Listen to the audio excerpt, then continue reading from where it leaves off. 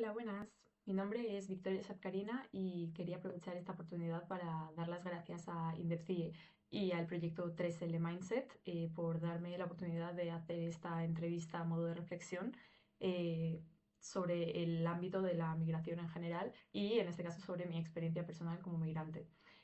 Yo soy, bueno, nací en Rusia, pero con un añito y medio me mudé a España, entonces ahora mismo tengo 26 años y he vivido la mayor parte de mi vida en España, en este caso. Realmente la educación la empecé ya directamente en España, pero sí que tuve esa doble vertiente lingüística en la que yo en mi casa hablaba en ruso y en el colegio hablaba en español, si bien es verdad que yo ya empecé hablando ambos idiomas a la vez.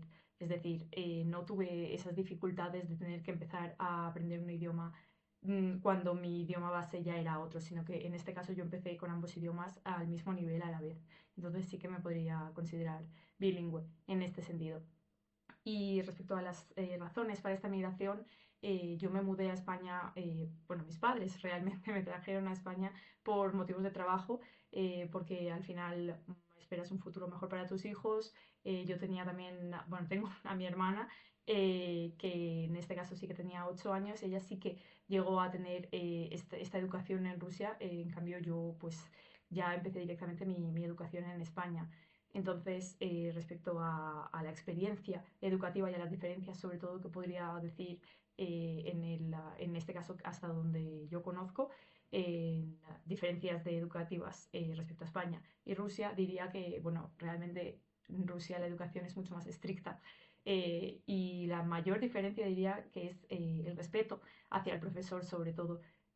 En Rusia el profesor es la mayor figura a nivel de importancia de profesiones, porque aquí en España como que no se le da tanto énfasis o tanto respeto hacia esa figura, y allí sí que está muy claro. O sea, cuando un profesor entra a clase, por ejemplo, todos los alumnos se tienen que levantar, saludarle, callarse y luego volver a sentarse y como que es mucho más estricto en ese sentido. También ahora en términos de fiestas, siempre todos los alumnos le llevan un ramo de flores al profesor o a la profesora, igual para fin de clase, y esos son pequeños así detalles o aspectos que en España no se ven, así por nombrar unas cuantas diferencias.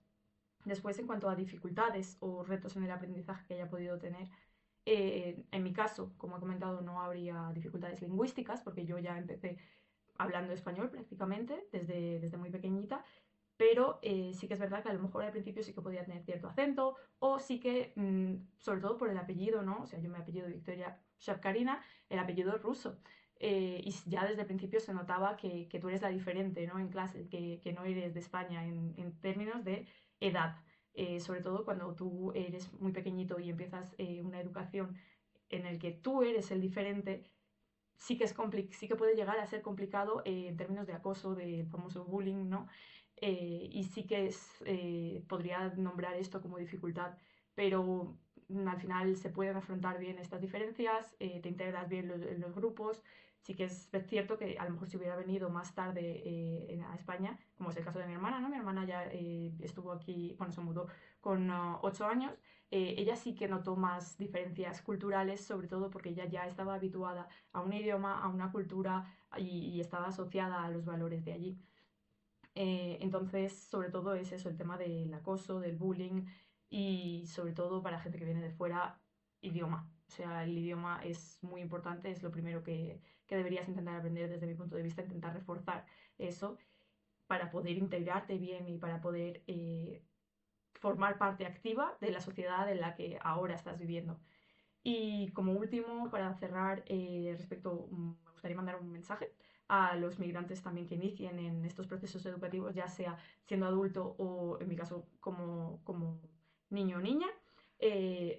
Sí que es verdad que necesitas ese esfuerzo adicional, es un compromiso, pero al final también esos son valores que te vas a llevar contigo y que incluso a nivel laboral en el futuro vas a ver una repercusión.